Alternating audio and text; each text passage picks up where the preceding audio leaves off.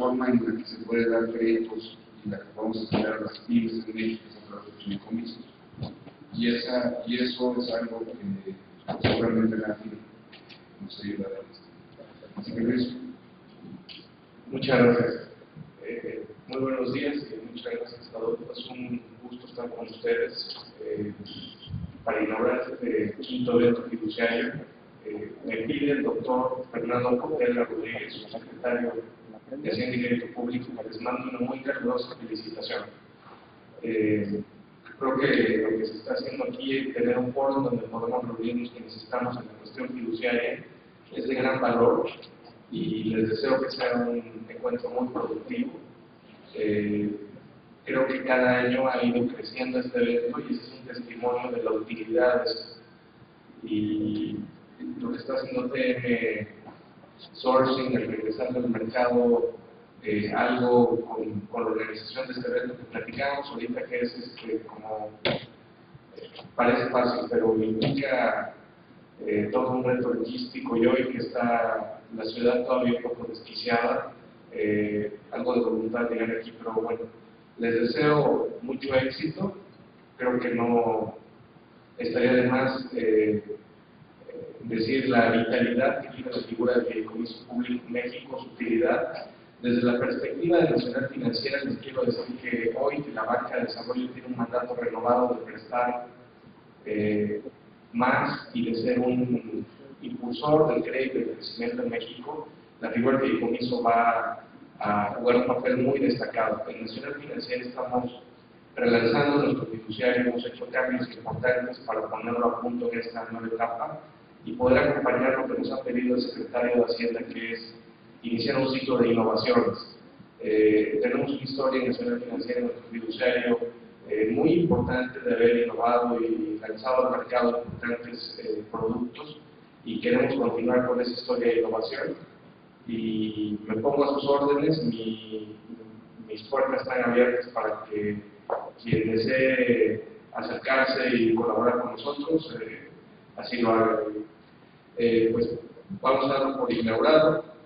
Les pido que se pongan de pie, siendo las 9:10 horas del 5 de septiembre, declaro formalmente inaugurado el quinto encuentro fiduciario y les deseo mucha suerte. Enhorabuena.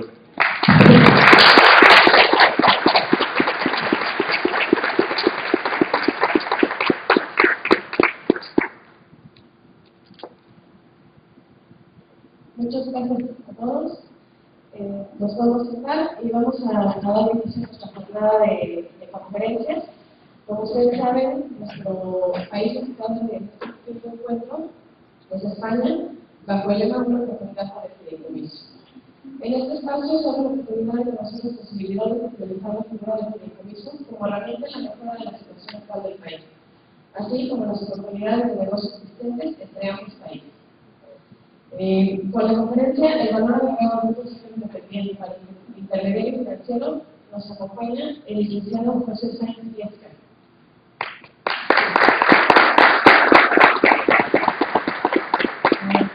El licenciado Viesca es coordinador del Comité de Educación de la Academia Mexicana de Derecho Financiero de 1995 a la fecha, es socio fundador del José Sáenz Viesca Asociados. Bienvenido. Muchas gracias.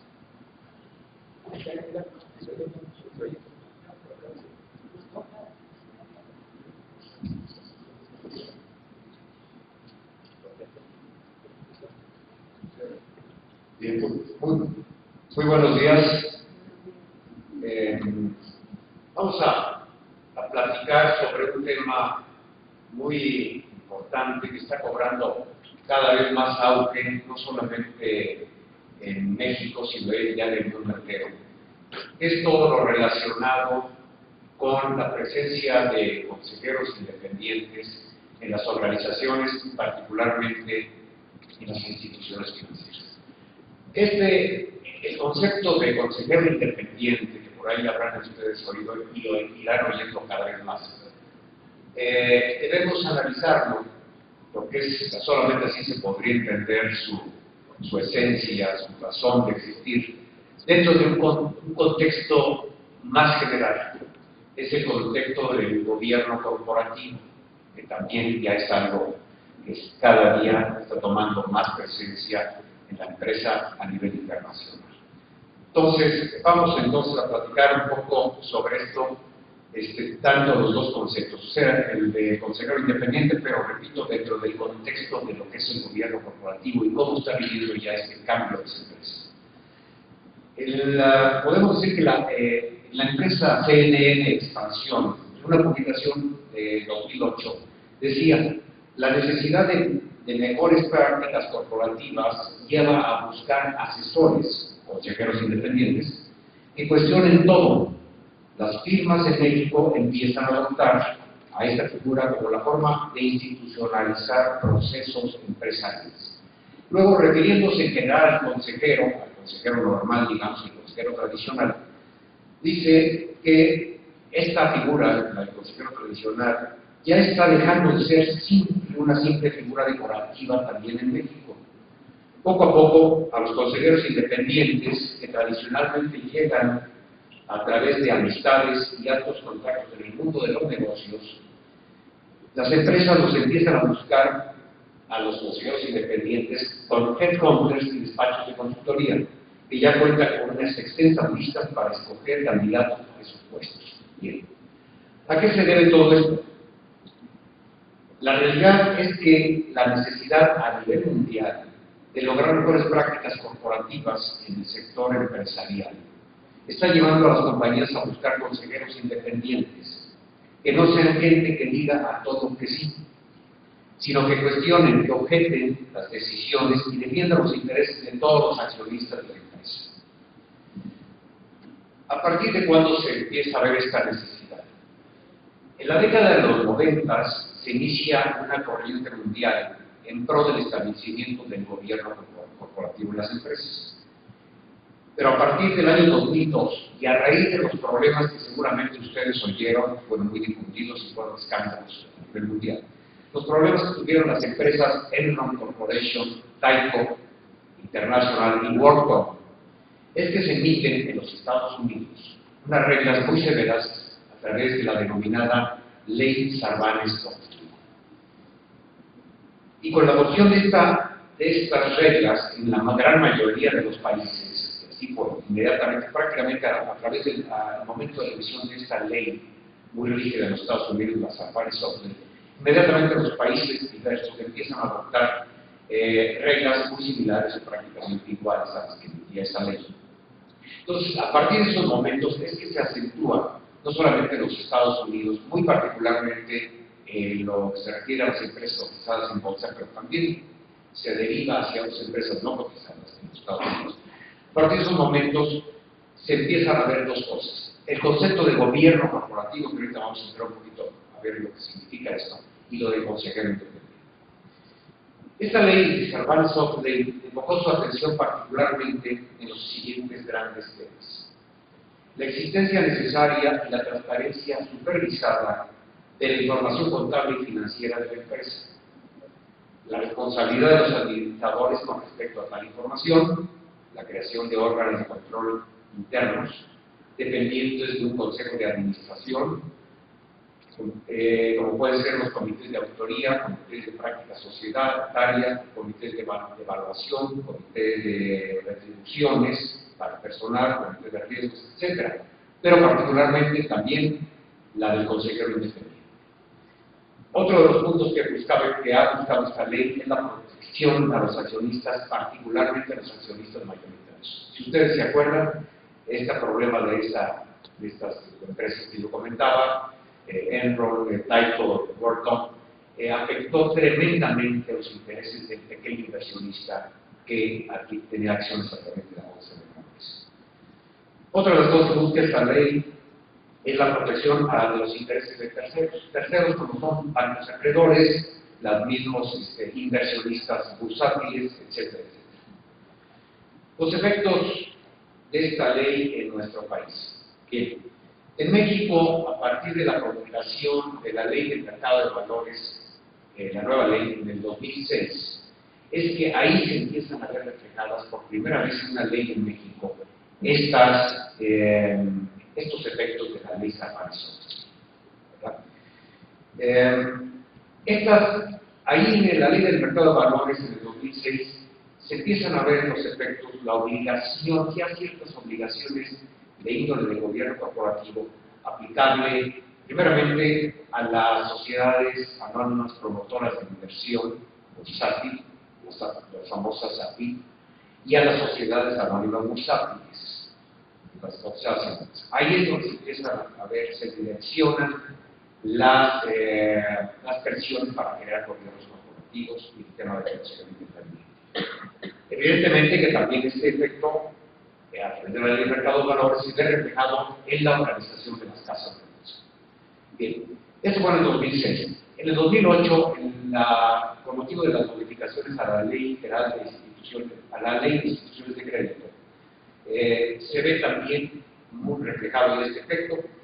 Y, por ejemplo, una de las determinaciones, de las obligaciones que se imponen a los bancos en este caso, es de incluir en sus consejos de administración, o mejor dicho, integrar sus consejos de administración con al menos el 25% de consejeros independientes con respecto a la totalidad de los integrantes del consejo de administración. Esta misma, no solamente en la ley del mercado de valores y en la ley de instituciones de crédito se ve reflejado esto, sino también en otras leyes diversas del tipo financiero. Otros efectos en México de esta ley, aparte de los efectos inmediatos en leyes financieras como las que comento, fue que la creciente complejidad en el campo de las relaciones comerciales y financieras en el mundo, y debido a la globalización en estos campos durante la época de los años 90, en diversos países se ve la necesidad de establecer reglas con el fin de fortalecer a las empresas y transparentar e instrumentar adecuadamente sus sistemas de información, para lo cual, entre otras cosas, se sugiere la inclusión de los profesionistas independientes en los consejos de administración de las propias empresas.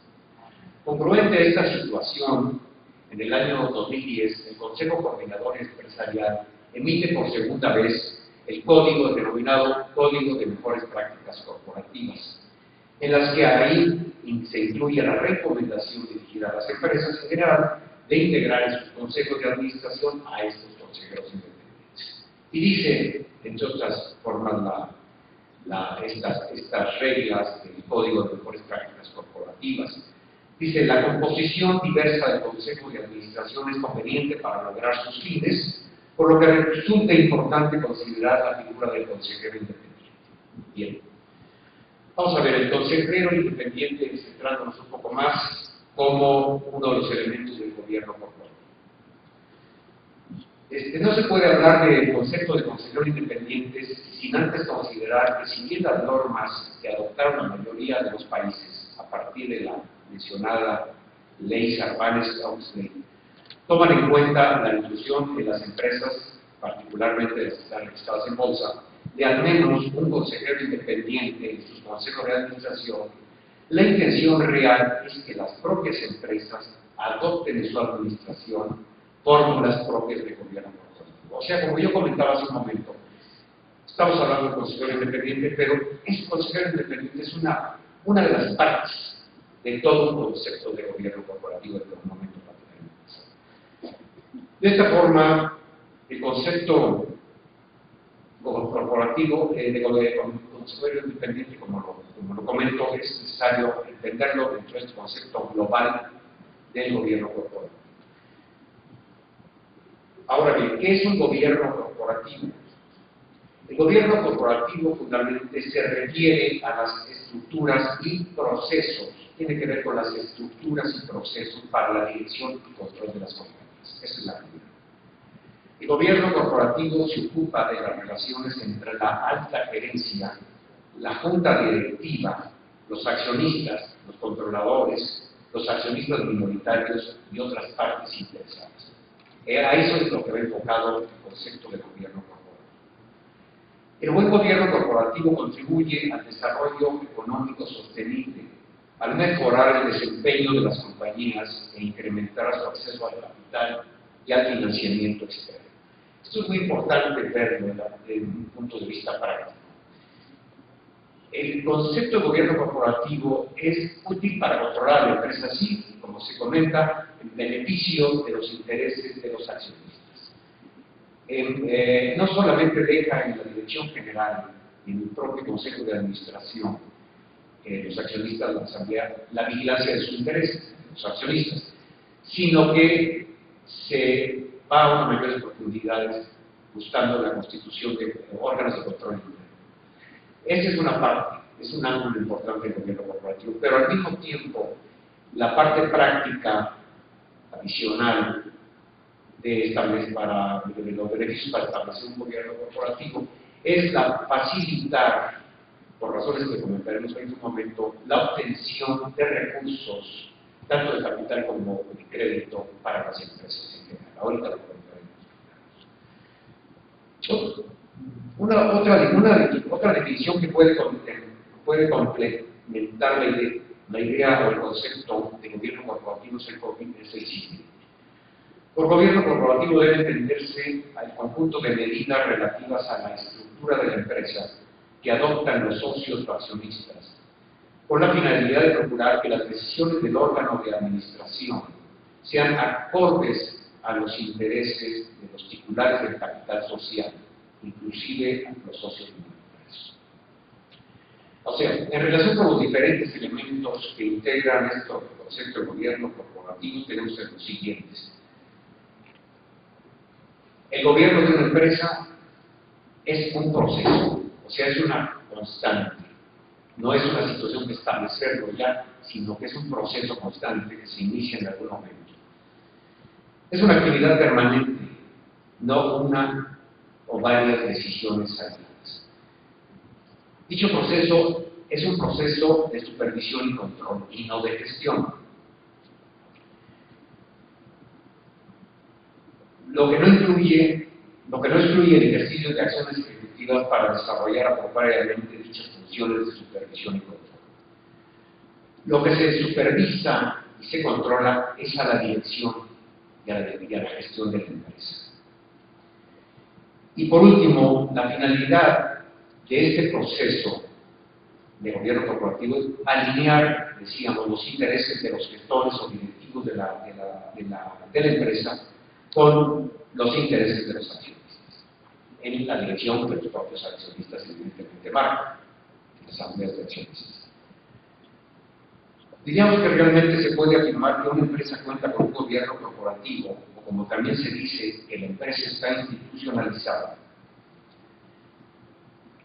Esta debe contar no solo con directrices muy claras establecidas en el plan de negocio, sino también en manuales de operación, códigos de ética y de comportamiento personal y lineamientos generales y reglamentarios. En general, podríamos decir que para que opere el gobierno corporativo debe necesariamente existir, aparte de estos órganos de control, obviamente existir una serie de directrices establecidas en manuales, en código de ética, políticas internas, etc. Bien. Tienen lo que pasa muchas de las veces en las empresas, cuando se estructura un consejo de administración, es que se les invita a algunos de los accionistas a formar parte del propio consejo de administración. Y esto fundamentalmente se debe a que se pretende darles a los accionistas que integran el consejo de administración una posición para conocer los resultados de las empresas y al mismo tiempo se les da un lugar, se les da un respeto. Pero la realidad es de que muchas de las veces estos integrantes de los consejos de administración, accionistas, repito, no tienen mayor posición ni mayor voto, y sus opiniones, pues muchas de las veces se agradecen, pero no son tomadas muchas veces. ¿Qué es lo que pasa? Lo que pasa es que de esta forma dentro de los consejos de administración. Los consejos de administración más bien se constituyen en unos órganos meramente decorativos, donde la realidad es que muchas de las veces el empresario, el presidente del consejo, que muchas veces también es el director general, son los que toman las decisiones. Entonces el consejo de administración no tiene realmente ninguna posición útil dentro de la empresa y el gobierno corporativo. Bien, lo que pasa en un tipo, muchas de las veces, y en la mayoría de las empresas en México, el presidente y director general es una misma persona en la empresa. Esta forma de centralizar el control de la organización de la empresa da lugar a la presencia de una serie de riesgos que el propio empresario y la empresa muchas veces no perciben. Son riesgos como, por ejemplo, quedan desprotegidos los intereses de los accionistas. O sea, cuando una persona, un presidente, un director general de la empresa, lleva el control absoluto de la sociedad, difícilmente puede en un momento dado estar vigilando los intereses del resto de los accionistas. Muchas de las veces pierde la objetividad y con esto también es posible que olviden muchos de los intereses de los accionistas. Se hace vulnerable, al centralizar la toma de decisiones respecto al rumbo y a la administración, se hace vulnerable a la sociedad frente a diversos riesgos, tanto internos como externos, limitando su perspectiva dentro del entorno en el que se mueve. Es así, la centralización del poder, del control en ciertos tipos de empresas que tienen su control centralizado, acaba realmente atentando contra la vida futura de la propia empresa, ya que la falta en un momento dado de quién o quiénes centralizan su control y administración puede provocar un desconcierto e incluso conflictos en la sucesión. Esto sucede particularmente en las empresas familiares, muchas en nuestro país, las que no se han animado a institucionalizarse. En este tipo de empresas, si bien se mantiene la propiedad, el control y los beneficios económicos dentro de la familia que controla esto, se enfrentan las siguientes desventajas. En estas empresas existen las familiares, las unipersonales muchas veces. Se encuentra la dificultad para separar lo empresarial de lo familiar. Ustedes lo podrán comprender, muchas de las veces se van a los intereses de la familia, los intereses personales de los accionistas y a la empresa se olvida. Muchas veces el dicho este de empresas pobres, empresarios ricos, pues, tiene mucha vigencia en nuestro país. Por otra parte, también existen como desventajas diferentes criterios para manejar el negocio. Si no está institucionalizada la empresa en su organización, en sus controles, en sus órganos internos de control, es difícil institucionalizar. O sea, los criterios para manejar el negocio no son fácilmente, muchas veces no convergen con facilidad. La dificultad para la comunicación seria o personal, o formal, perdón, seria o formal en una empresa familiar también es muy común en esa dificultad. Puede también surgir la desconfianza entre algunos de los miembros, diferentes objetivos entre los socios. Si no está organizada e institucionalizada, muchas de las veces los socios pueden estar dando opiniones diversas en perjuicio de los intereses de la propia sociedad. La sucesión muchas veces también se convierte en una dificultad cuando algún padre o alguna persona ha llegado y tiene el control de esto. Y cuando él se retira, muchas de las veces también, ustedes lo saben, se presentan las dificultades en la sucesión de la administración. La dificultad en la reinversión de utilidades para capitalizarlo. La sangría de las empresas, decía yo, empresas pobres y empresarios ricos. Las utilidades de las empresas muchas de las veces no se reinvierten, sino que se reparten de la familia. Y esto pues también limita el crecimiento de la empresa. la superposición de roles de las funciones, la resistencia de los seniors a dejar sus puestos en el momento oportuno, la dificultad para incorporar directivos no familiares. Muchas veces se resiste, la empresa de este tipo se resiste a admitir dentro de los altos puestos directivos, dirección general, etcétera, y dentro del propio consejo se resisten a incorporar a personas no familiares. Bien, todo lo anterior pone en alto riesgo, decíamos, el futuro de la empresa. Existen estadísticas muy interesantes, algunas de ellas oficiales, donde de las que se desprende que en nuestro país entre el 90 y el 95% de las empresas son de índole familiar o unipersonal, de las cuales, según la Secretaría de Economía, no más, este es un dato muy impresionante, de ese número de empresas familiares que existen en México, que repito, son del 90 al 95% de la totalidad. No más del 50% sobreviven al primer cambio generacional. Y solo 2 de cada 10 sobreviven a una tercera generación operativa. Entonces, imagínense ustedes nada más la mortandad de empresas familiares. Eventualmente se constituye una empresa familiar con grandes éxitos, pero cuando, por razón de este retiro del fundador, o porque fallece, por lo que sea, deja la dirección, deja la administración de esa empresa unifamiliar con controles centralizados. Al pasar a la siguiente generación, únicamente sobreviven el 50% de esas empresas, muchas de ellas que han sido exitosas. Y lo que es terrible también es que ese 50%, cuando pasa a la tercera generación, y repito, son datos estadísticos de la Secretaría de Economía, solamente sobreviven 2 de cada 10. Ustedes imaginarán el esfuerzo, el trabajo que ha sido constituir una empresa con éxito durante tantos años para terminar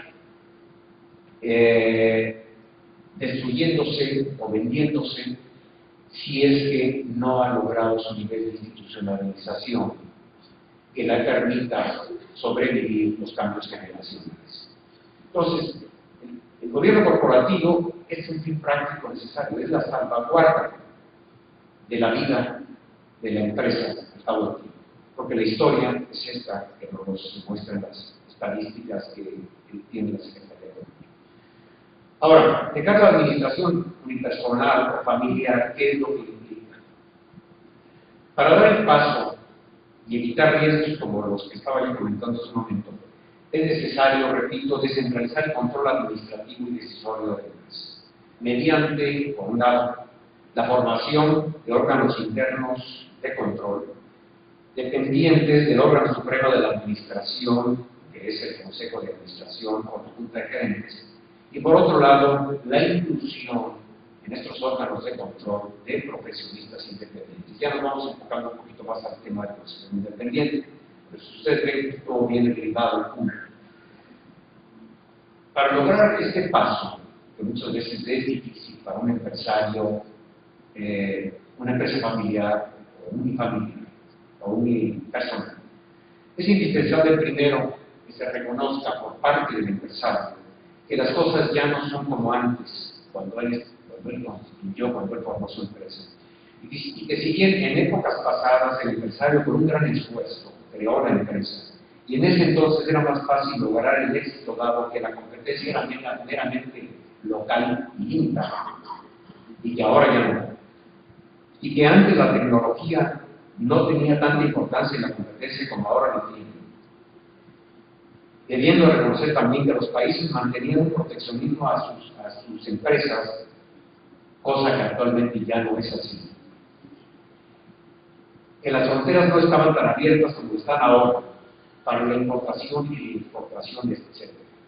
Y segundo, es importante que también reconozca el empresario, para poder dar el paso, que hoy día se compite con empresas internacionales, que los empresarios internacionales están entrando al país a competir con los empresarios locales, arribando con procesos altamente tecnificados y con avances importantes y altamente eficientes en sus sistemas de administración, control y producción. Y también, por último, debe reconocer que la empresa extranjera con la que tarde o temprano tendrá que competir la empresa nacional, normalmente ya cuenta con métodos propios de gobierno corporativo que le permiten tomar decisiones más rápidas y eficientes. Entonces, es una situación que tiene que evaluar el empresario. Puede estar oyendo alrededor que el gobierno corporativo es lo más importante y todo esto, pero si no considera, si no reconoce estas situaciones que son reales, porque ustedes no lo sabemos perfectamente, ya situaciones reales que significan que el mundo está globalizado, que al día de mañana este empresario va a tener una empresa que lleva su producción similar, extranjera, pero con altos niveles de competitividad y certificación. Entonces, si no reconoce esta situación, difícilmente podrá dar el paso para organizarse e institucionalizarse como gobierno corporativo. Ahora, ¿para qué implantar el gobierno corporativo?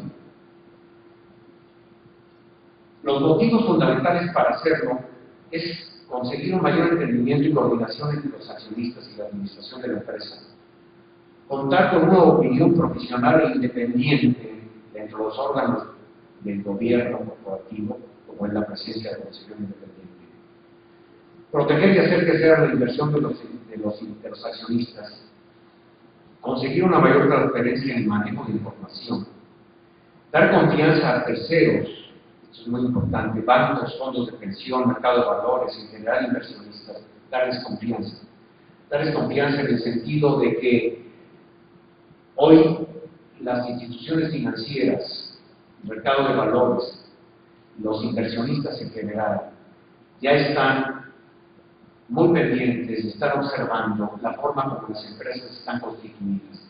Ya no les gustan las empresas unipersonales ni familiares, porque saben los inversionistas, las instituciones de crédito, el mercado de valores, saben que este tipo de empresas unipersonales y familiares no necesariamente son transparentes en su información financiera y no necesariamente están organizadas para permitir que la vida de la empresa esté asegurada. No necesariamente. Saben que una empresa familiar puede en un momento dado tomar decisiones que puedan poner en peligro la devolución del capital o del crédito que se les hubiera prestado. Entonces, esta es una situación importante y esto lo que está significando es que lo estamos viendo actualmente, es una situación que me toca de alguna forma ver, cómo las instituciones de crédito que reciben a la empresa unifamiliar, a la empresa la unipersonal, a la empresa familiar, normalmente nos comentan, tienen que pedirle que regresen a reestructurar sus estados financieros, tienen que pedir que regresen a solicitar el dictamen de un auditor externo, porque sus estados financieros no están auditados, todo este tipo de cosas. Entonces, esta situación al empresario en general está complicando el acceso a fuentes de financiamiento y de capital, en tanto que, repito, no está organizado de una forma corporativa y no existe una suficiente transparencia en su información. Bien. Ahora una empresa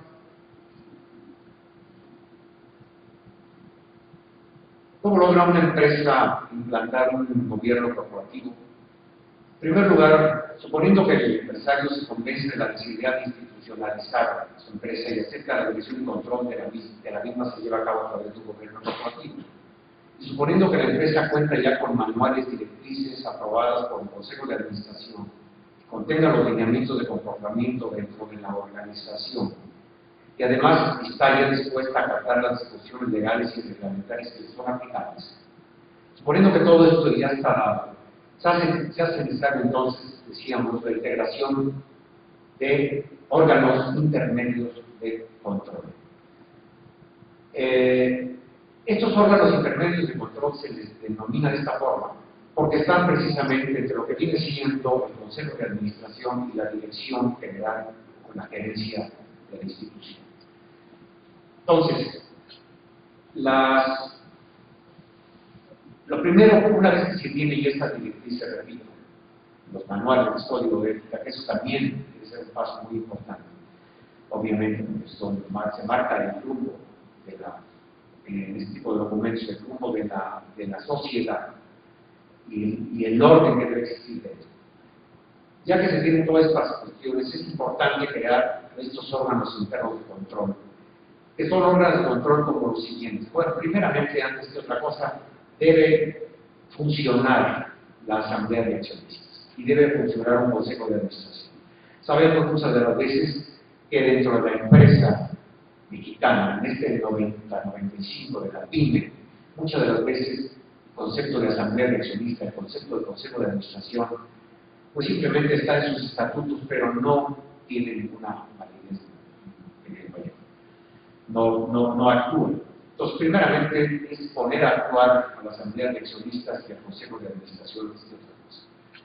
A partir de esos momentos, es importante la creación de distintos órganos, y esto puede hacerse paulatinamente. No se quiere decir que una empresa, una PYME, en un momento dado tiene que estructurar todos los órganos de control de inmediato, como puede ser el área de auditoría interna, la contratación de auditor externo. Muchas de las PYMEs no necesariamente tienen sus estados financieros dictaminados, no contratan auditores externos y tampoco tienen áreas de auditoría interna.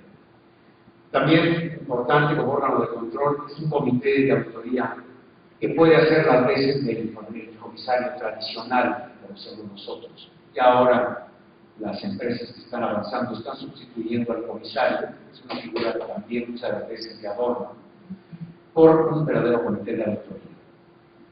La ley del mercado de valores permite que esto se pueda hacer para las empresas que están constituidas por los SAPIs o SAPIs. También hay estos comités que se puede integrar, como es el Comité de Prácticas Societarias, en las instituciones de crédito, el Comité de Administración de Riesgos, un Comité de Prestación y Remuneración del Personal. Y además de estos órganos, lo que es importantísimo es la inclusión de uno o más profesionistas dentro de los órganos de control, partiendo del Consejo de Administración, como es el consejero independiente, y, ahorita comentamos, también la inclusión de ese consejero independiente dentro de estos comités. Bien.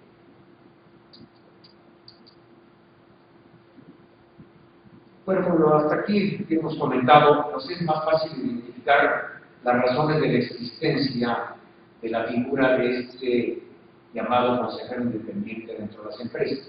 En pocas palabras, su existencia comparte las mismas razones de existir, ya comentadas, de la necesidad que las empresas cuenten con un gobierno corporativo. O sea, si una empresa en un momento dado determina recurrir a asesores independientes, a profesionistas independientes, para incluirlos en sus órganos de control, ya desde ese momento ya se está empezando a hacer el primer paso para constituir un gobierno corporativo. Ahora, la figura del consejero independiente, hay varias definiciones de lo que es el consejero independiente. Sin embargo, tomamos las que dan el Consejo Coordinador Empresarial y las leyes financieras. El Consejo Coordinador Empresarial, en este código que mencionábamos de mejores prácticas societarias, dice que los consejeros independientes son aquellos que no están vinculados con el equipo directivo de la sociedad. Estos consejeros, dicen, son llamados a formar parte del consejo por su prestigio personal y profesional, y su labor fundamental es la de contribuir con una visión imparcial a la planeación estratégica de la sociedad y a las demás funciones que son propias de la función.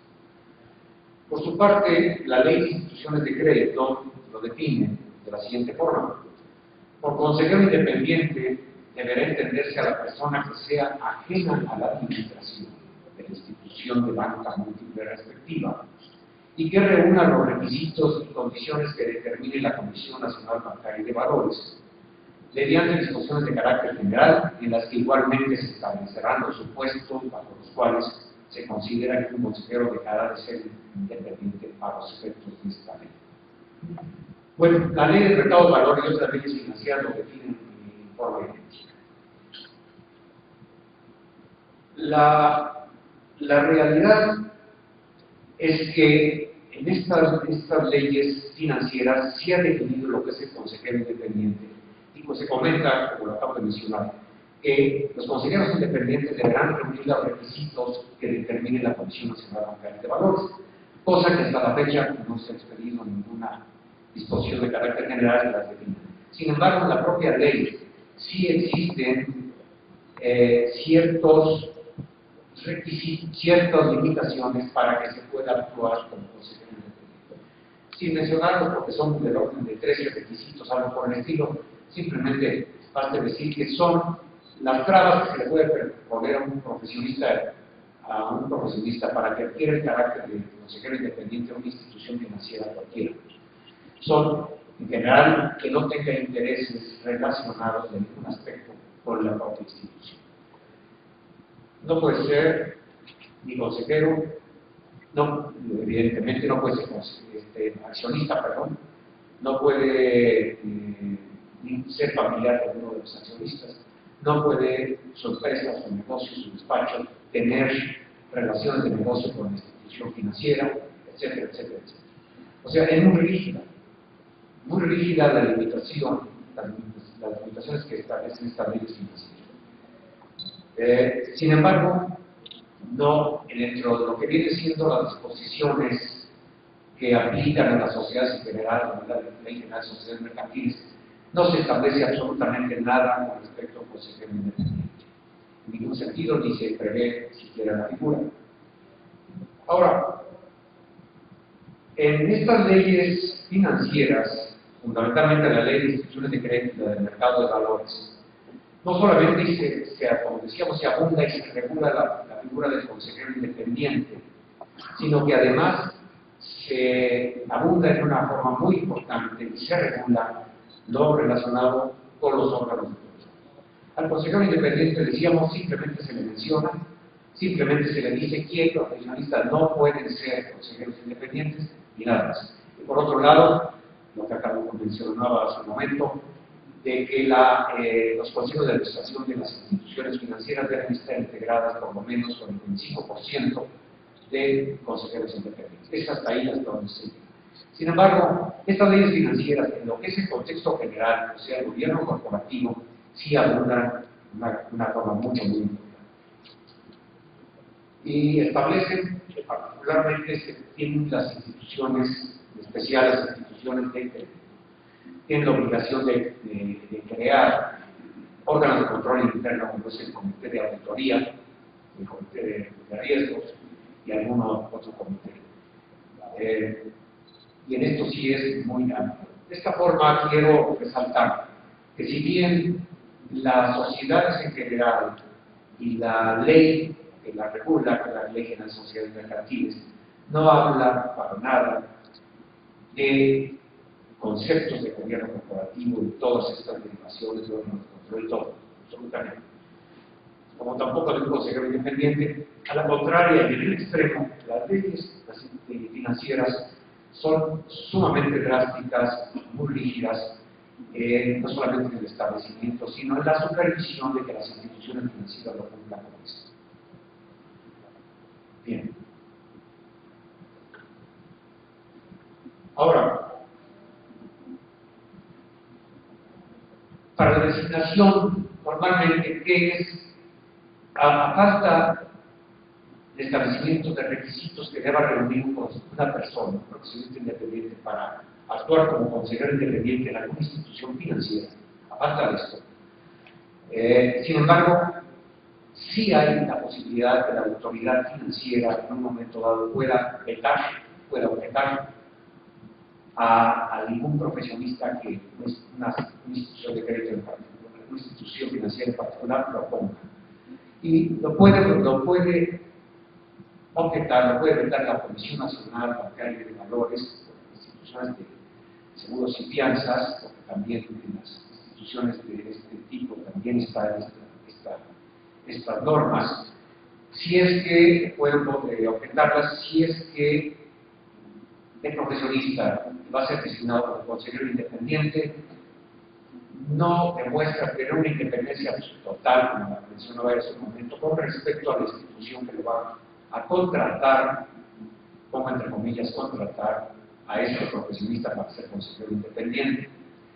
Pero al mismo tiempo, este consejero debe, a ojos de la propia Comisión Nacional Bancaria y Valores, o la institución, o la Comisión Nacional de Seguros y Fianzas, debe reunir con experiencia relacionada con temas o asuntos corporativos, financieros, temas de administración y legales. O sea, no hay nada establecido en la ley, en disposiciones de carácter general de la autoridad financiera. Sin embargo, en el momento que puede ejercer su derecho de veto o en objeción de la autoridad correspondiente, lo puede hacer si es que ese profesionista no cuenta con estas experiencias. Bien, la actuación del consejero independiente, para ir más formalidad más resumida.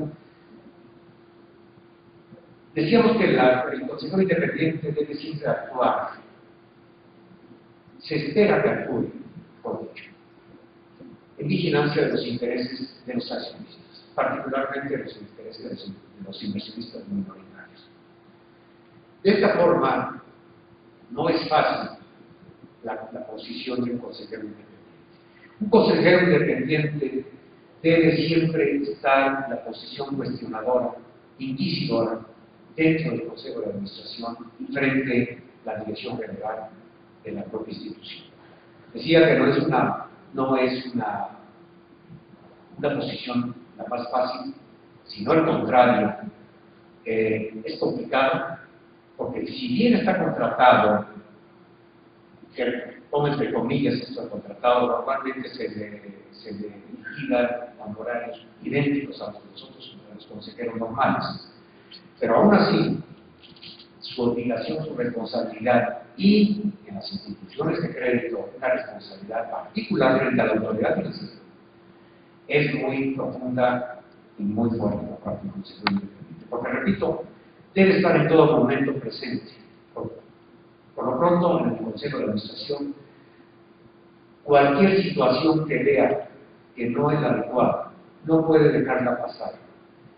No solamente en beneficio de los intereses de los accionistas que está vigilando, a manera de un comisario, casi, sino también porque la propia autoridad financiera, en varias ocasiones, muy particularmente me ha tocado, nos citan al consejero independiente, nos citan para preguntarnos cómo está la situación realmente. O sea, es como una plática en corto con la autoridad.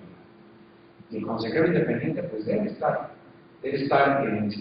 abierto, planteando las cosas tal y como suceden a la autoridad financiera. Entonces decía, no es una situación nada fácil, es una situación muy inquisidora, pero sobre todo esto se presenta cuando el consejero independiente forma parte de los órganos de control interno, por ejemplo el comité de auditoría. En las instituciones de crédito, la ley de instituciones de crédito, hay la obligación de que el consejero independiente presida, uno de los consejeros independientes que integra el consejo, presida el comité de auditoría. Ese comité de auditoría normalmente funciona con toda la información que le provee la Dirección de Auditoría Interna. Es la fuente más directa de la operación del Comité de Auditoría. Entonces, el presidente del Comité de Auditoría, o sea, el consejero independiente, debe estar tremendamente cerca, totalmente cercano, casi cotidianamente, con la Dirección de Auditoría, viendo cómo está actuando la Dirección de Auditoría, y que verdaderamente la actuación de la Dirección de Auditoría sea de verdadera profundidad. Después, En esa coordinación cotidiana debe estar el presidente, ya no sé, el consejero independiente, el presidente del comité de auditoría, con la dirección de auditoría, para obtener las fuentes de información suficiente para que sesione, para que opere el comité de auditoría. Y ya dentro del comité de auditoría, al propio presidente, o sea, al consejero independiente, le corresponde llevar las cosas a su realidad y ver que se tomen decisiones. O sea, no es simple de adorno, es un verdadero trabajo. Y la tercera responsabilidad, la segunda tercera, no recuerdo el nombre, pero les comentaba, pero la responsabilidad más directa es frente al Consejo de Administración. El consejero independiente que está integrando uno o más de los órganos de control interno, comité de auditoría requisito, comité de crédito, comité de riesgos, comité de prácticas societarias, debe reportar al Consejo de Administración en cada reunión que tenga el Consejo de Administración cómo ha estado la situación con respecto a la sociedad, qué es lo que se ha detectado, qué hallazgos ha encontrado eventualmente la dirección de auditoría y que ha conocido el comité de auditoría. El comité de auditoría es un filtro muy importante, particularmente dentro de la ley de instituciones de crédito, no tanto en la ley del mercado de valores. Ahí no está tanto previsto las instituciones de carácter general. Pero la ley de instituciones de crédito es muy precisa en las obligaciones de este comité de auditoría, que repito, debe estar presidido por un consejo independiente.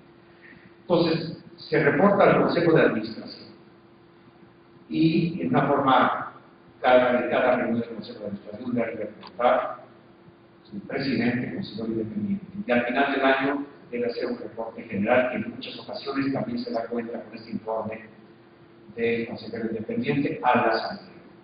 Eso no es obligatorio, pero eso depende de cada institución. Entonces, no es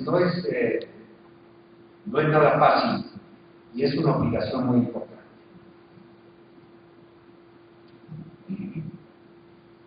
Bien, entonces, quiero concluir simplemente comentando lo siguiente. La forma de administrar las sociedades en general ha venido cambiando de una forma muy rápida, como ustedes pueden percibir, a partir de los años 2005 y 2006, fecha en que se aceleró, decíamos, a nivel internacional la administración a través de las empresas, a través de la implantación de los denominados gobiernos corporativos. Ahora, dentro de este proceso acelerado, las instituciones financieras y las empresas cotizadas en bolsa, fundamentalmente, son las que han recibido una mayor presión para adoptar este tipo de gobierno o administración. Si bien para las instituciones financieras y las empresas públicas la conversión de su administración a métodos corporativos es obligatorio, como comentábamos, para el resto de las sociedades en general, aunque no es obligatorio, el hacerlo les va a traer aparejado grandes beneficios, tanto para los accionistas de las sociedades como para estas, beneficios a los que yo comentaba ya hace un momento. Ahora, dentro de este proceso transformador hacia la corporativización de la administración de una sociedad, la figura del consejero independiente, así como la formación de órganos internos de control en los que él participará, son piedra angular, ya que se trata de introducir en la administración de una empresa a profesionistas totalmente independientes a la misma, sin compromisos o intereses particulares. Por último, creo que es importante decir que este es un proceso a nivel mundial que ya se inició y ya no va a detenerse. Y que es conveniente que la empresa mexicana en general vaya paulatinamente hacia el mismo, ya que al hacerlo, comentábamos, va a optimizar su administración, tendrá mejores oportunidades competitivas con la competencia que ya tiene ahora y que va a llegar posteriormente.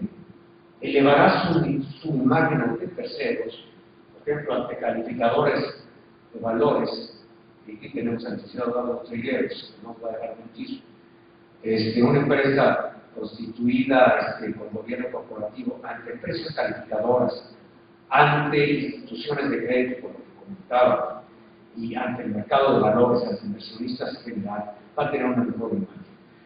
La realidad, decía yo hace un momento, es que nos platican algunos banqueros, en el sentido de que llegan empresas pymes a solicitarles crédito. Sin embargo, el banquero se encuentra que no existe la información suficiente o que eventualmente se detecta que pueda existir una doble contabilidad por ahí, o simplemente no es suficiente ni transparente la información financiera. Y que por el otro lado, no existe funciones un consejo de administración, una asamblea de accionistas, unos órganos de control interno. Es simplemente la empresa está en manos, en todas sus decisiones, en manos de una sola persona. Esto da mucha desconfianza al banquero en general. Y no digamos si la empresa pretende en un momento dado acceder al mercado de valores. O cualquier otro inversionista, tanto un inversionista de capital como un acreditante, no fácilmente se acerca a una empresa pyme. Y esta es una realidad que se tiene que observar a mi manera de ver. Se ha hablado y se está trabajando mucho en la reforma financiera de todos los años. Sin embargo, la pregunta que nos haríamos es, vamos a suponer que el sector financiero se prepara y está abierto para el financiamiento a la empresa general, para la PYME. Pero la pregunta sería, ¿la PYME está preparada? ¿Está preparada para cumplir con una obligación que le va a significar que le otorgue un crédito? ¿O que pueda colocar papel en el mercado de valores? Esa es la gran duda, es la gran interrogación. O sea, la solución que se está planteando ahorita a nuestro juicio a nivel gubernamental es muy plausible. Esta posición para acelerar el desarrollo de la economía, a nuestra manera de ver, tiene dos ámbitos. Uno, todo el impulso, toda la promoción que se está haciendo a nivel financiero, a través de las modificaciones de las leyes, a través del sector financiero, a través de modificaciones de las leyes y algunas otras cosas. A nuestro juicio, las instituciones financieras, muchas de ellas están de acuerdo en entrar en abrir crédito. El mercado de valores, abrir puertas, facilitar las posibilidades para que una empresa pueda emitir papel de crédito, de deuda. Pero sin embargo, está la pregunta, la segunda parte. La segunda parte es la empresa está preparada, la empresa está institucionalizada, la empresa está corporativizada, la empresa tiene transparencia suficiente de información financiera, la empresa tiene órganos de control que puedan garantizar el estabilismo capitalista. Esta es la respuesta. Digo, no está la respuesta todavía. Entonces, afortunadamente la Secretaría de Economía, según sabemos, está apoyando esto, pero sin embargo, la Nacional Financiera están apoyando y han entendido esta posición. Pero es muy importante ya para concluir que la empresa en general vea la necesidad de la adopción de los órganos de control interno del gobierno corporativo y la inclusión de profesionistas independientes. Y no digamos el sector financiero, porque como decíamos, pues esto ya es una obligación, pues ya está totalmente inmerso en el sector financiero del gobierno corporativo. Muchas gracias. Muchas gracias.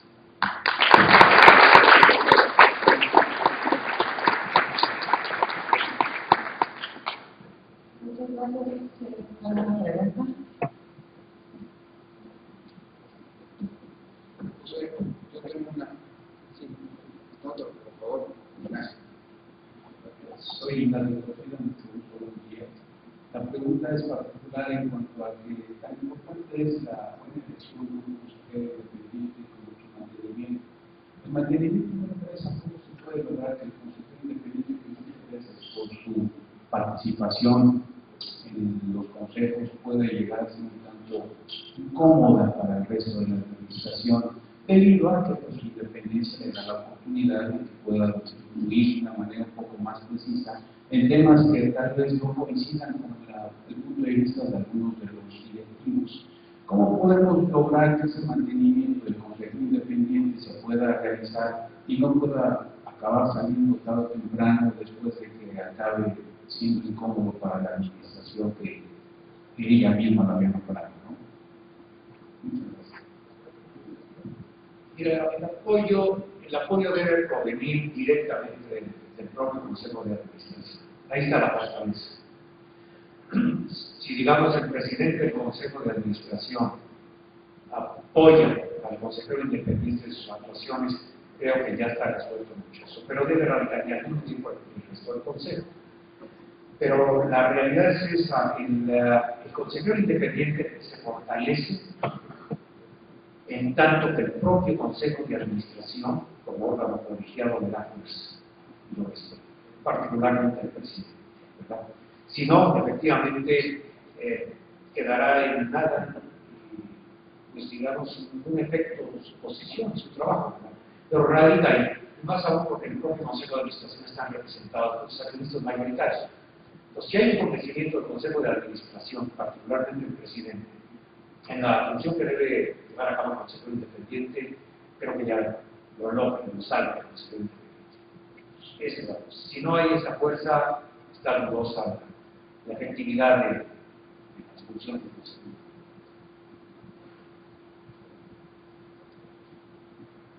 Pedro, una pregunta. En estos 25 años nos ha tocado ver muchas cosas. En esta reforma financiera que se está discutiendo ahorita, en grupos financieros apenas se está incorporando muchos de los elementos del gobierno corporativo. Pero me quiero ir al otro extremo. Tenemos 4.800 OPOMES, de los cuales muchos son un gran mecanismo de dispersión, los utilizamos en muchos intermediarios, pero para otros son un pavor porque no sabemos exactamente cómo funcionan. ¿No sería buena idea que tuvieran consejeros independientes las OPOMES como un mecanismo que las precalifique para ser un mecanismo dispersor? Sí, efectivamente, Alex. A mí particularmente toca ser consejero independiente de una SOFOM, pero lo que tú dices es muy cierto. En el, no menciono nombres, pero existe una SOFOM, muy interesante. Estaba buscando obtener fondos del exterior.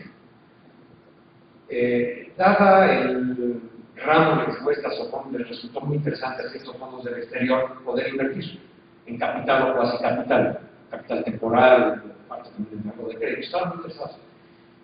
Vinieron uno de España, un representante, y uno de Gales. Bueno, nosotros suponíamos que ese SOFOM ya tenía organizado más o menos por estructura, por una razón particular muy sencilla. Esta SOFOM está formada por algunos profesionistas que han estado en el sector financiero durante muchos años. Pensamos que todo esto estaba. Sin embargo, la sorpresa fue precisamente lo contrario. Entonces, lo contrario. A raíz de la llegada de estas dos personas, uno de España y otro, representantes de esos fondos internacionales, nos dimos cuenta que ni siquiera estaban transparentados, o sea, su información financiera no estaba estructurada, no estaba transparentada, y que sus órganos de control no existían. Incluso la asamblea no se había reunido en un lapso de 2 años, y pues no digamos el consejo de administración, no había ninguna sola. Fue verdaderamente increíble, digo, porque están como socios algunos que han sido funcionarios financieros en nuestras épocas. Es indudable lo que tú dices, y es una realidad. Las SOFOMs, por las razones que tú comentas, claro que son un factor muy importante de dispersión de los recursos crediticios. Es importantísimo que pudiera estructurarse. Y la realidad es de que no están lo suficientemente bien estructuradas, no tienen los órganos de control. Y yo estoy de acuerdo contigo. Sería urgente que lo pudieran hacer, más aún porque las SOFOMs, acuérdense que han estado vistas muchas veces como competencia de la propia banca. Algunos bancos no generalizamos, pero no los ven bien, las SOFOMs, como propia competencia. Entonces, las SOFOMs tienen casi obligación de estructurarse adecuadamente para tener una mejor cara. Porque si bien no se pueden fondear fácilmente por parte de alguna banca, ¿no? Hay otros sectores de la banca que sí están interesados en eso. Sin embargo, es importante que se abran para buscar otro tipo de financieros que puedan financiar. Porque es la única forma que la SOFOM puede fondearse, a menos que permitan seguros o alguna otra forma, en el mercado abierto. Pero si están en esa tesitura, resulta lógico que las SOFOM den el paso hacia la corporativización, hacia la institucionalización, para dar una mejor cara. Ya no solamente frente a la banca, frente al mercado balance, sino en general para otros tipos de fondos que sí lo requieren.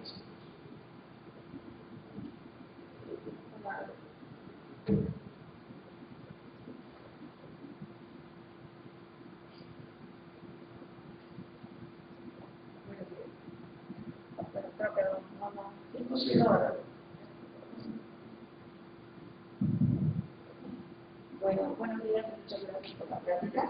Yo vengo de la ciudad de Oaxaca, donde todavía la gente es muy tradicional y efectivamente todas las empresas llegan y el patriarca es el que dirige la empresa, ¿no? Y no la quiere dejar, y los hijos pues ya vienen muchos del extranjero, muchos de otras universidades o de universidades ya estudiados, ya con conocimientos, pero no dejan el negocio de los padres. Oaxaca, por ser tan pequeño, todo el mundo se conoce. Pero, por ejemplo, esto del Consejo de Acción Independiente, yo digo, qué padre sería que llegaran a reformar y que realmente la gente pudiera decir,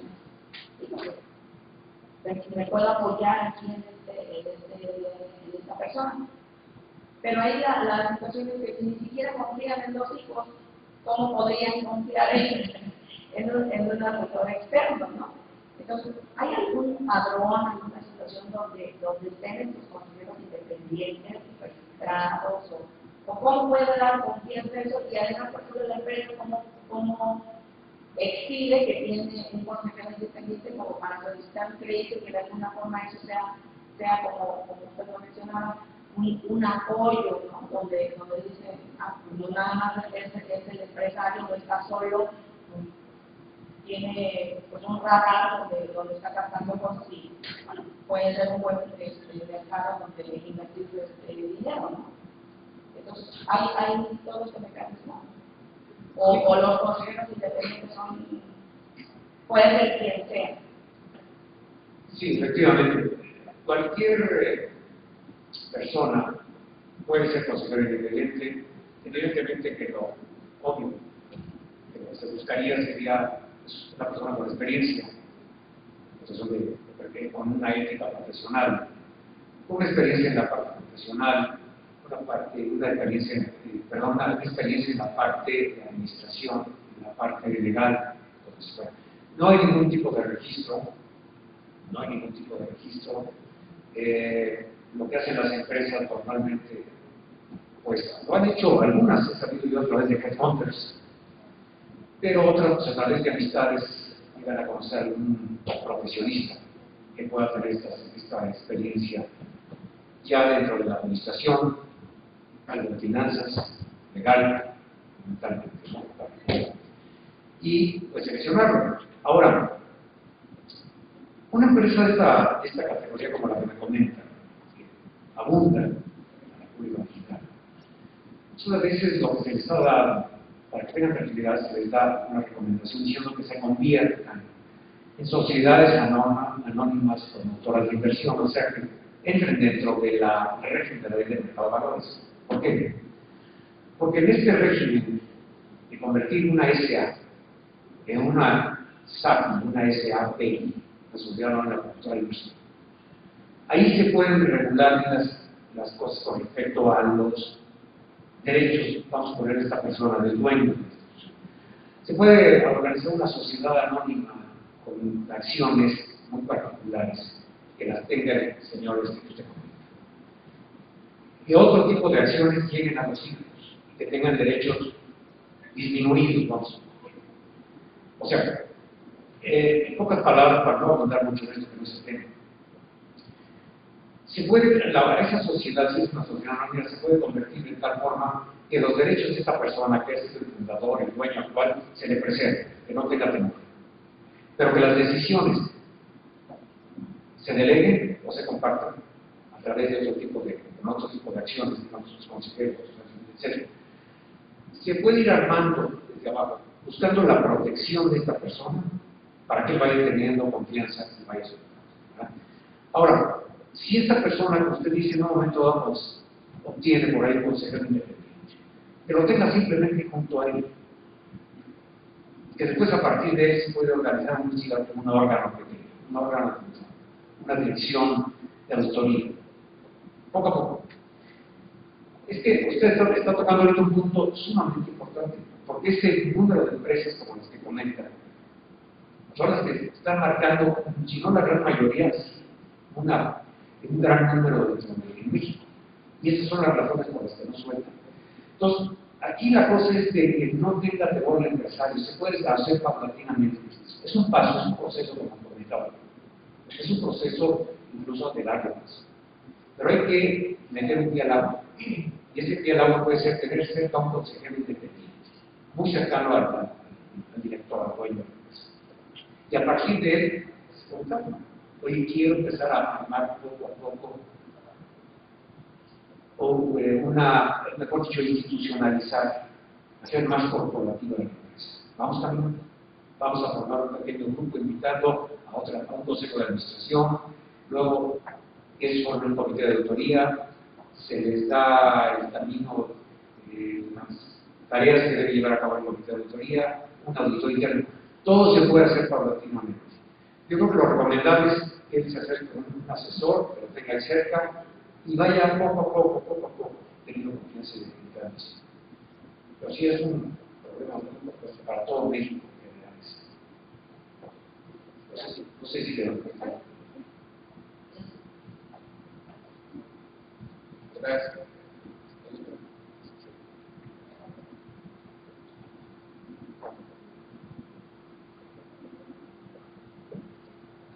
Buenos días. Mi pregunta sería la siguiente: ¿de qué tamaño tiene que ser ese intermediario financiero para tener ese consejero independiente? No hay ningún tamaño. Vamos a suponer lo más chico ahorita que puede hacer es que sería una SOFOM, ¿no? Dentro de las instituciones generales financieras. Una SOFOM que apenas se está empezando a desarrollar.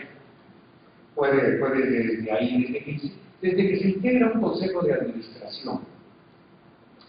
Desde ese momento ya sería interesante y sería importante meter a un consejero independiente. Y a lo mejor a ese consejero independiente se le va a encargar la tarea. ¿Cuál es la primera tarea por decir? Vamos a suponer que esta SOFOM no tiene dirección de auditoría, dirección contable.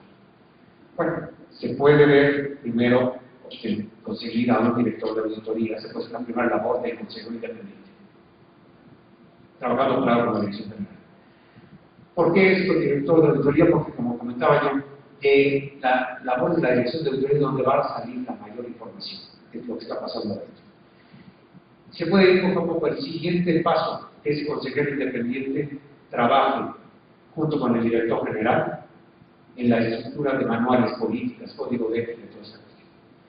Ya está ahí. Y sí es muy conveniente que, aunque sea casi acabando de nacer una institución financiera pequeña, podemos pensar una SOFOM acabada de nacer, casi de poco tiempo de vida,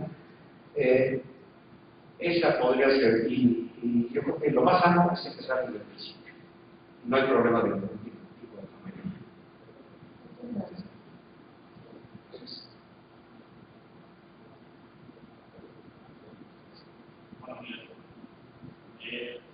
La reforma que se hizo hace algunos años, en 2006, en el mercado de valores, donde se implementan todo este tipo de figuras y las nuevas sociedades como las AFI y las AFI.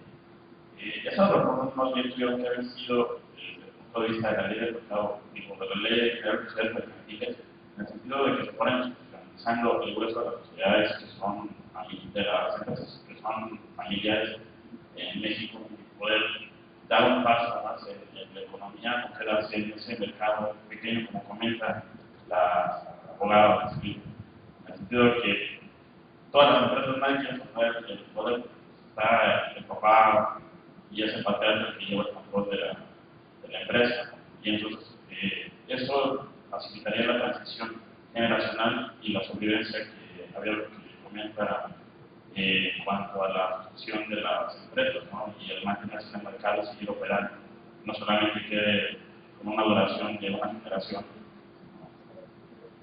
Sí, a ver si cortaba un poquito el micrófono, a ver si le capté.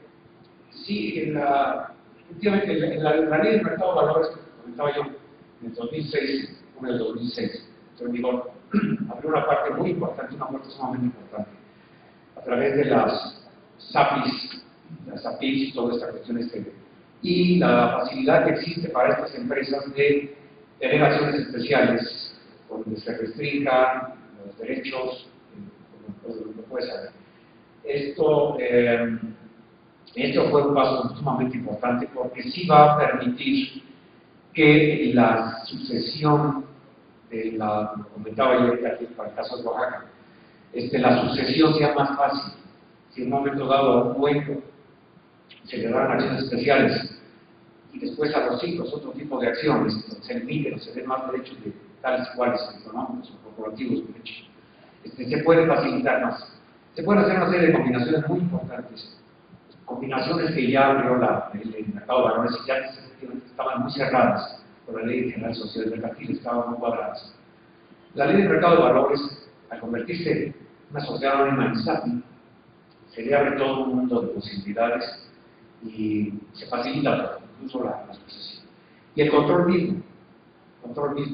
Y sabemos, no sé qué etapa fue la que no lo escuché bien, pero sí hay temas que abren, por ejemplo, un comité de auditoría puede hacer que a las veces en una sociedad anónima bursátil, en una sociedad anónima promotora de inversión bursátil, está en la ley de mercado de valores, puede sustituir ya al comisario y entrar con el comité de auditoría, la que de hecho.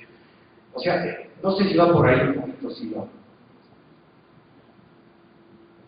No, okay.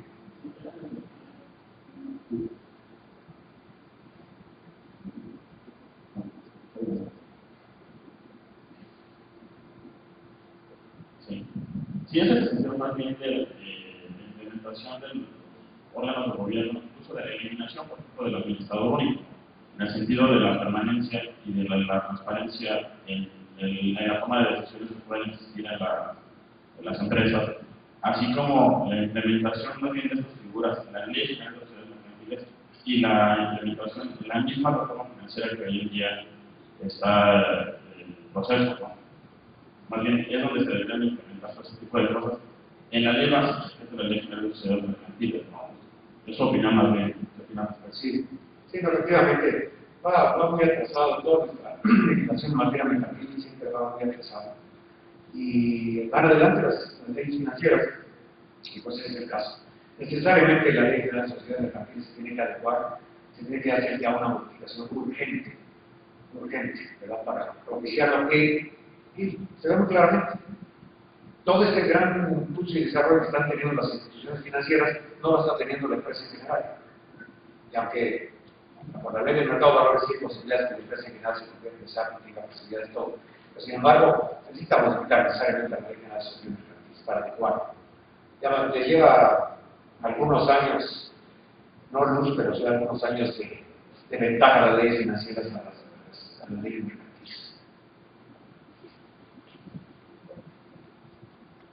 Perfecto, muchas gracias. Continuamos.